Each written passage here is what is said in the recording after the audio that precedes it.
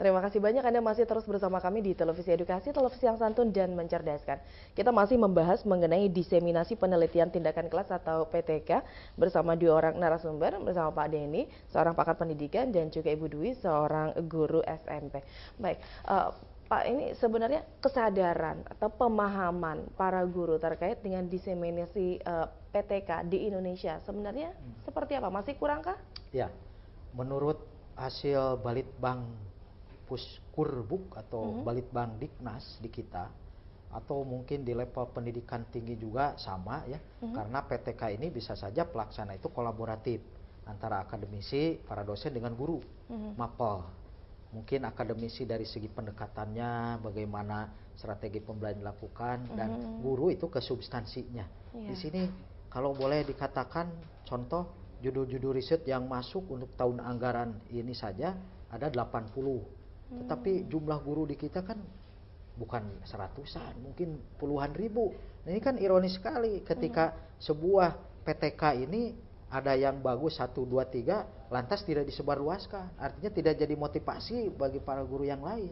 Nah, di sini maka penting merubah budaya, kultur melakukan perbaikan pembelajaran mulai sebuah penelitian di kelas. Jadi perbaikan pembelajaran, ya, sekali lagi perbaikan pembelajaran itu bisa kita lakukan melalui PTK ini. Bukan meminta dana, meminta tuntutan sarana, meminta ini itu, tanpa ada dasar hasil penelitian. Nah, kita latih, para bapak ibu guru ini kita latih, kita berikan senjatanya untuk melakukan riset kecil-kecilan tapi mengena apa yang sedang digeluti, apa yang sedang dikerjakan, yaitu classroom action research. Hasilnya disebarluaskan. Mau tadi yang bagusnya, yang masih ada banyak kendalanya, yang sedang-sedang saja, atau yang istilahnya orientasi pasar publik bahwa saya ini sudah sukses, siapa yang mau mengundang saya menjadi narasumber pelatihan workshop PTK, saya siap. Itu jadi struggle, jadi kompetitor yang unggul, baik di level sekolahnya antara guru, baik di level wilayah binaan PTD-nya atau wilayah kabupaten, dinas pendidikan kabupaten, sampai provinsi, nasional, sampai Asia Tenggara, sampai dunia. Dulu di UPI, ini saya contohkan, ada hibah workshop PTK kerjasama dengan Jepang misalnya. Cuma 1, 2, 3 yang berangkat. Banyak sekali bapak dan ibu guru yang mungkin bagaimana ya, menurut saya ini mengenal sering, tahu iya, tetapi mau melaksanakan istilahnya ini apakah terlalu sibuk, alokasi banyak untuk mencapai apa RPP yang harus disampaikan, atau juga tadi tidak kreatif, atau mungkin tadi tidak pernah atau jarang mengikuti seminar, jarang mengikuti workshop, jarang mengikuti training bagaimana ini disebarluaskan hasil bapak dan ibu guru. Jangan merasa malu, justru melalui nanti proses diseminasi ini kualitas si peneliti PTK ini bisa beralih dari pemula, menengah, intermediate, advance, mungkin jadi narasumber bagi MGMP yang ada di sekolah-sekolah jenjang maupun tingkat. Itulah yang menurut hemat saya kenapa PTK ini perlu didiseminasikan hasilnya. Sekali lagi hasilnya dalam bentuk apa? Tulisan publikasi ilmiah atau disebut karya tulis ilmiah. Di PLPG dibahas bagaimana Pak PTK, langkahnya yang bagus seperti apa, laporannya dirangkum dalam bentuk artikel, kirimkan ke koran, kirimkan ke jurnal ilmiah, kirimkan ke berita-berita, kegiatan-kegiatan akademik. Itu semua dalam rangka diseminasi. Ya. Baik, kalau Ibu Dwi dengan sesama teman sejawat lalu juga komitmen sekolah dalam hal ini mendukung para guru untuk melakukan diseminasi PTK seperti apa? Oh iya, baik Mbak. Jadi memang di saat kita kumpul MGMP itu di sekolah, jadi tidak hanya membahas tentang kurikulum, materi pembelajaran, bahan-bahan dan sebagainya, kita juga pastinya berdiskusi tentang PTK ini. Memang sekolah sangat mendukung ya Mbak ya.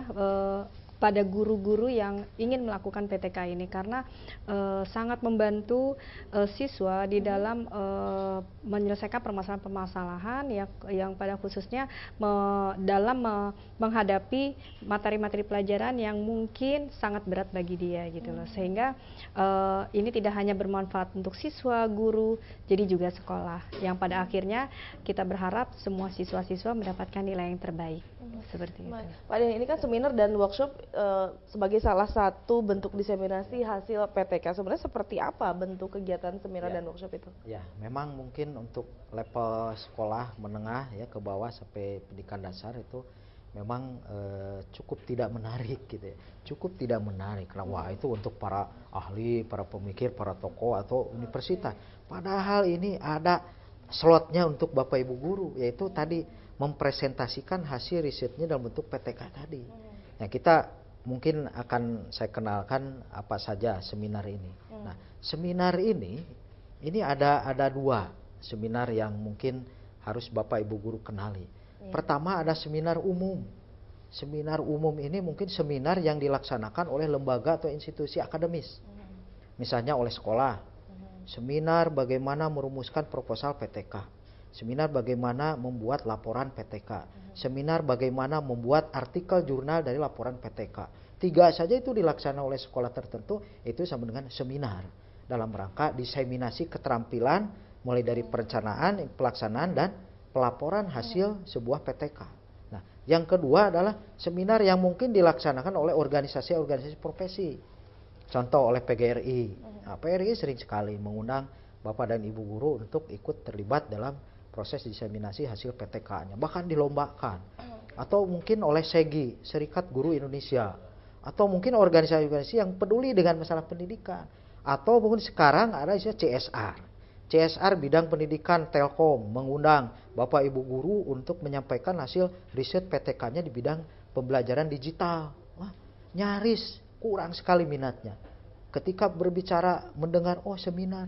Nah, identiknya seminar itu duduk banyakan orang, kita bicara satu orang, didengerin, bubar, dapat sertifikat. Nah, ini harus dirubah. Pemandangan seperti ini harus tidak ada lagi di negara kita. Tetapi harus apa? Inilah saya guru matematika, saya sudah PTK, inilah temuan saya memunculkan teori dalil baru, bukan dalil Pitagoras saja. Mungkin dalil Nang. Nah, namanya Nang, guru itu menemukan rumus baru. Disebutlah dalil Nang. Presentasikan di dalam sebuah seminar. Mau seminar umum ataupun seminar khusus. Silahkan didengar oleh orang lain. Oh begitu ya, rumus segi 4. Sekian kali sekian sama dengan sekian. Adopsi. Menyebar kan? Nah ini sudah disebut diseminasi. Teori dalil Nang. Nggak ada saya undang Bapak dan Ibu guru untuk terbiasa mengikuti seminar-seminar riset. Banyak undangan-undangan itu, tapi nyaris karena apa tadi? PTK-nya tidak dilaksanakan dengan benar. Mungkin itu latar belakangnya. Jadi Bapak dan Ibu guru nggak punya bekal. Padahal seminar ini bisa dilakukan di sekolah. Itu dengan seminar umum. Nah itu seminar ya. Baik, Ibu Dwi, tadi Pak Denny katakan bahwa minatnya agak kurang ini terhadap seminar PTK ini. Apa Bu yang kira-kira kok rasanya kurang menarik begitu untuk didatangi oleh para guru? Gitu ya Mbak ya. Jadi kalau saya lihat dari teman-teman ya, sebenarnya sih tidak terlalu kurang ya Pak ya. Banyak juga mereka antusias sekali ya untuk menghadiri seminar, workshop, PTK itu. Tetapi memang mungkin di sekolah lain itu mungkin ada beberapa kendala, seperti misalnya mungkin harinya mungkin tidak tepat, atau di saat itu mungkin ada keperluan lain, atau mungkin memang dari kepala sekolah atau dari pihak sekolah mungkin Pak ya, ada acara atau hal-hal tertentu yang tidak bisa ditinggal seperti itu. Tapi pada dasarnya sekolah kami sangat mendukung, dan sepertinya teman-teman di sekolah lain juga sangat mendukung adanya seminar-seminar workshop seperti itu. Upaya seperti apa Pak harusnya ya agar bisa antusiasmenya lebih lagi begitu? Memang dalam seminar ini ada berbagai macam bentuk teknis pendekatan dan realnya seperti apa. Saya mungkin bisa merekomendasikan seminar yang sifatnya akademik saja. Artinya apa? Seminar yang murah, tidak menyita waktu, dilaksanakan di sekolah. Jadi tadi identik persepsi harus dirubah untuk para praktisi pendidikan, khususnya para bapak dan ibu guru. Seminar itu bisa dilaksanakan di sekolah, bukan di aula, bukan di hotel, bukan di ruangan besar nanggap satu orang keynote speaker. Seminar ini bukan, tapi kita lakukan seminar di sekolah. Apa saja ketentuannya? Pertama, ada yang disajikan. Misalnya dari guru kelas 1 menyajikan PTK-nya, dihadiri oleh guru-guru kelas 2, 3, 4. Bagaimana itu? Di sekolah saja. Siswanya kita undang, komite sekolahnya kita undang, orang tua siswanya kita undang. Ini seminar yang pertama, ada penyaji, kelompok-kelompok kecil, kelompok-kelompok guru, atau mungkin 1, 2, 3 guru, nggak apa-apa. Itu seminar. Yang kedua, tiap-tiap pertemuan mungkin antara semester 1, 2, 3, atau antara ada sesuatu yang baru kebijakan, kita bicarakan. Seminar juga itu, di sekolah juga. Kemudian ada ide baru, pemikiran baru, bagaimana metode pembelajaran baru, model-model pendekatan baru, dibicarakan, dikemas dalam bentuk seminar juga, di sekolah juga. Nah, ini mungkin yang bisa mengantisipasi tadi beberapa kendala yang mungkin dari segi waktu, biaya biasanya, kemudian narasumber biasanya. Kita narasumbernya ya ibu guru, bapak guru itu sendirilah ya, dihadiri atau oleh pengawas. Biasanya pengawas suruh bicara pembinaan di bidang riset PTK, kita undang. Biasanya senang itu. Pengawas kalau diundang oleh bapak ibu guru datang ke sekolah, ada seminar pengenalan PTK atau tadi penilaian autentik, sosialis kurikulum 2013, itu senang. Apalagi di dalam kebijakan kurikulum 2013, masalah diseminasi ini sangat dibutuhkan. Terutama sekali itu bahan inputnya itu dari hasil PTK ini. Nah, yang keempat terakhir mungkin ada pesertanya siapa yang mendengarkan itu. Nah, kalau di sekolah minimal warga sekolah itu sendirilah yang bisa mendengarkan, memberikan masukan, input, dan sekaligus tadi menyebarluaskannya. Mungkin kalau ibu guru nggak ada waktu, oh bisa dititip ke orang tua siswa. Nih saya punya tulisan laporan PTK, kebetulan putra ibu ada di dalamnya, nilainya naik terus. Nah, ini bisa dititipkan ke orang tua. Mungkin orang tuanya ada yang jadi pejabat, ada yang jadi wartawan, ada yang bekerja di publikasi ilmiah, misalnya di majalah, di koran.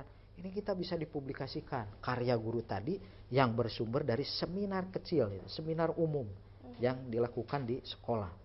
Nah, selain seminar untuk diseminasi hasil riset ini ada juga workshop. Bagaimana itu ya. Workshop ini ditujukan untuk bapak ibu guru yang mungkin peneliti pemula, atau bahkan mungkin guru baru, guru junior yang belum pernah melakukan PTK, atau guru-guru yang masih belum utuh memahami PTK ini seperti apa. Banyak pertanyaan, Pak, kalau dalam satu siklus itu berapa tindakan? Nah, ini berarti belum utuh pemahaman PTK-nya. Nah, kita coba lakukan workshop. Nah, workshop ini merupakan suatu bentuk diseminasi yang di dalamnya ada aktivitas dan ada produk. Ada produk tapi belum jadi laporan ini kalau workshop. Ya, artinya apa? Produknya mungkin baru dalam bentuk proposal. Tahapan bagaimana melaksanakan PTK. Yaitu, jadi ada narasumbernya, ada bahan workshopnya berupa materi bagaimana melakukan PTK, ada proses tindakan memproduksi proposal ataupun laporan PTK oleh peserta. Nah, ini juga sama. Workshop juga sama, bisa murah, bisa mudah dilaksanakan di mana? Di sekolah. Bapak dan Ibu bisa mengundang ya narasumber jadi ketua MGMP atau dari pengawas atau dari universitas, dari mahasiswa yang jurusan metodologi riset, ataupun dari siapa saja yang pernah melakukan PTK. Kita undang menjadi narasumber. Nah, bagaimana nanti para ibu guru yang menjadi peserta itu siap untuk menuangkan berbagai permasalahan mulai dari latar belakang, pengembangan teori, metodologinya, bagaimana mengolah datanya, bagaimana menghasilkan rekomendasi, dan bagaimana nanti membuat artikel ilmiah. Karena apa? Artikel ilmiah ini penting untuk kenaikan pangkat guru yang sudah mentok di 4A. Mau ke 4B, bingung, harus ada karya tulis ilmiah. Dari mana? Bingung. Dari PTK sebenarnya. Itu juga ternyata bisa membantu untuk hal seperti itu. Kita akan lanjutkan kembali namun setelah jeda berikut. Pemirsa tetaplah bersama kami di Televisi Edukasi, televisi yang santun dan mencerdaskan.